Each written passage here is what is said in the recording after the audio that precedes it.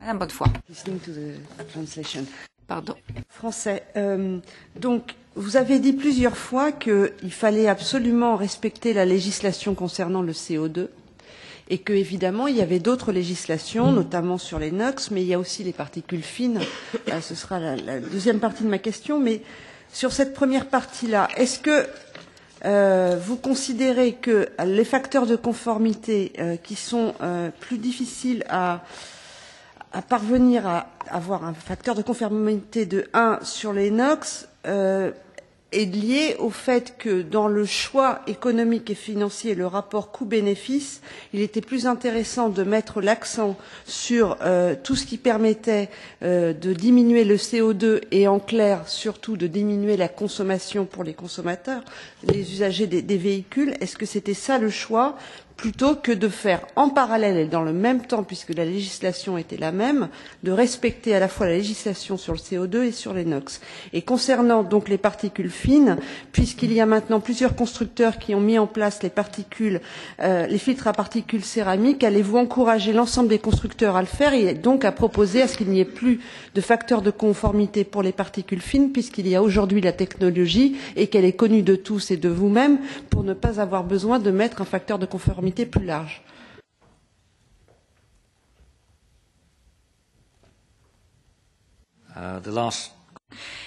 D'abord, la dernière question. C'était effectivement une collecte des mécaniques qui fonctionne très très bien et et cette technologie d'IPF a été utilisée par certains constructeurs pour tous les moteurs légers et poids lourds pour les particules entre autres ultra fines qui sont envisageables.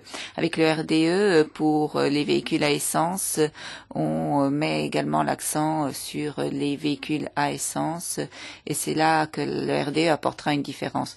Pour l'équilibre CO2 NOx, comme je vous l'ai déjà dit, il est regrettable que la législation RDE n'a pas fait d'évaluation de coût, d'impact pour les différents scénarios pour voir si la conformité X, Y ou Z était la bonne voie à suivre pour l'impact des émissions. Mais pour le RDE, le défi pour les constructeurs de réagir et d'atteindre les objectifs CO2 sera plus élevé. Nous avons progressé pour les 95 grammes.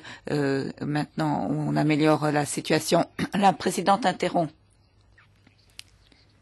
Je voulais juste savoir si vous estimez que vous agissez en premier sur les CO2 et ensuite sur les NOx, ou bien vous considérez que ça se fait au même niveau, en parallèle, pour répondre aux obligations juridiques. Mais sur les deux éléments, au mieux, oui, le CO2 n'est pas par véhicule individuel, c'est par flotte. Alors pour les NOx, c'est par véhicule, donc c'est différent.